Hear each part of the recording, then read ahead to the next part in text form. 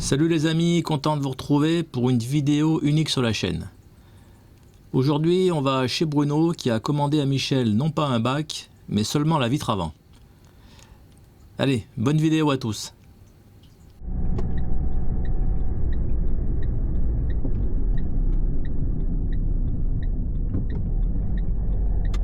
Alors, première étape, on arrive au magasin. Est-ce qu'il y a du monde? Michel est là. Allez, on va se poser là.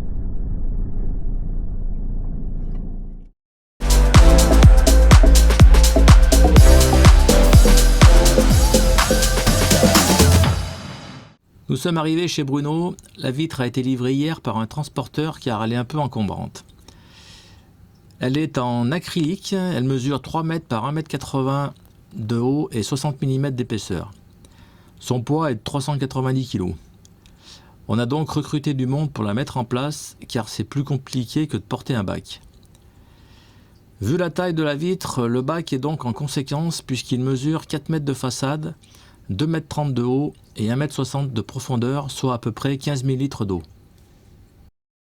Avant de présenter la vitre, Michel colle un joint de 10 mm d'épaisseur et 50 mm de large en caoutchouc contre la feuillure. La vitre viendra contre ce joint.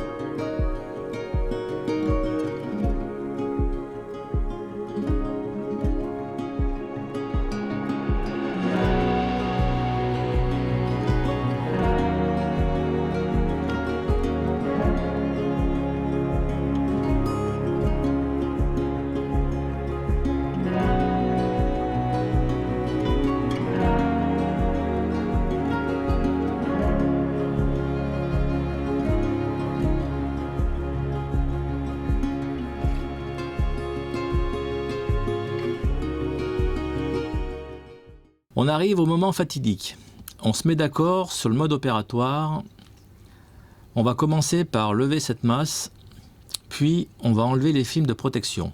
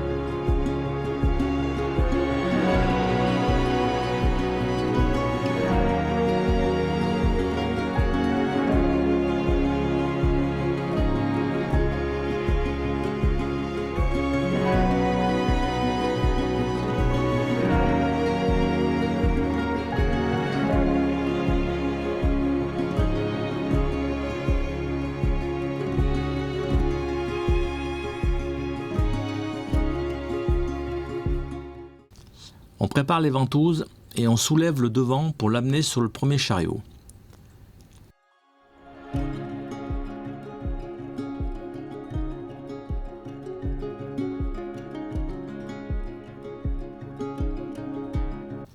On fait glisser et on met le second chariot. On la tient légèrement inclinée pour ne pas risquer d'endommager le haut de la baie coulissante. Tout se passe pas trop mal jusque-là.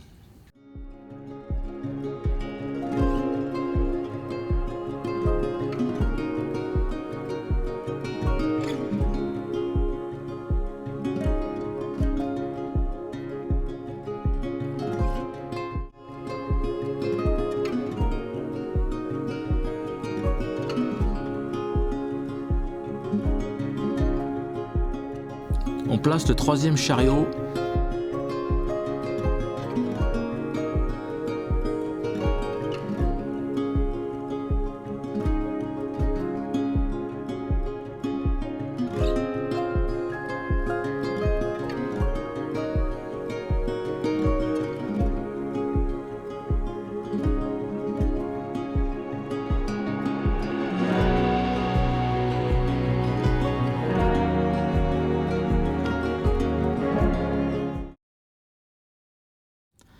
Bon, là on attaque le plus gros morceau.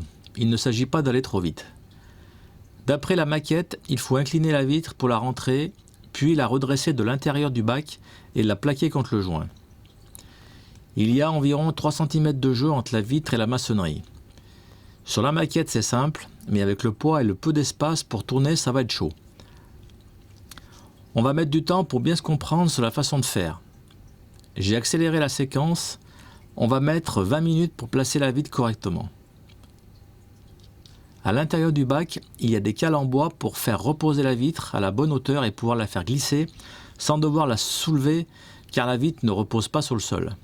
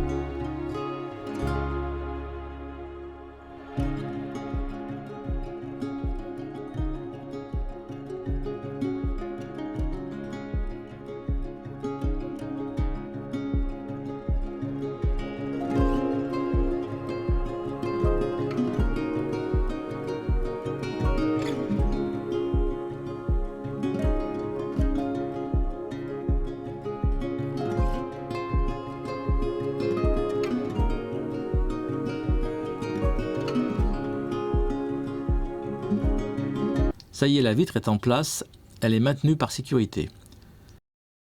Pendant la pause, il y a eu un éclat de l'habillage en placo qui a cassé sous le poids de la vitre.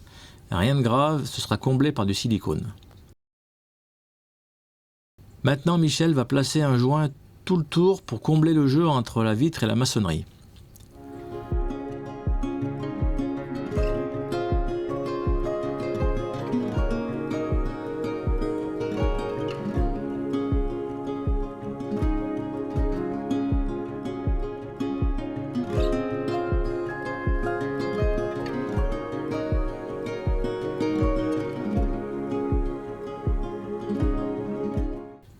Puis la pose du silicone intérieur et extérieur peut commencer.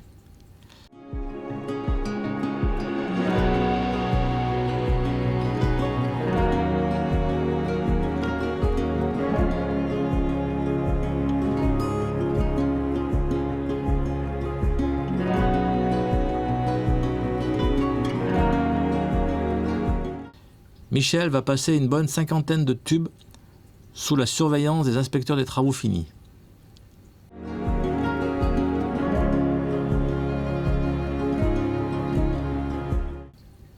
La touche finale consiste à lisser les joints de silicone.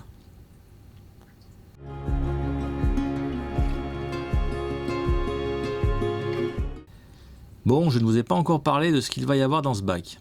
Ce sera de l'eau douce. Bruno est un passionné de pêche, il va mettre des poissons qu'il pêchera lui-même.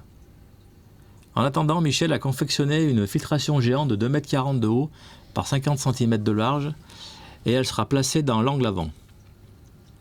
C'est le même principe que la cassette que vous connaissez, sauf qu'ici les pompes sont maintenues derrière la mousse sur un support accroché au mur.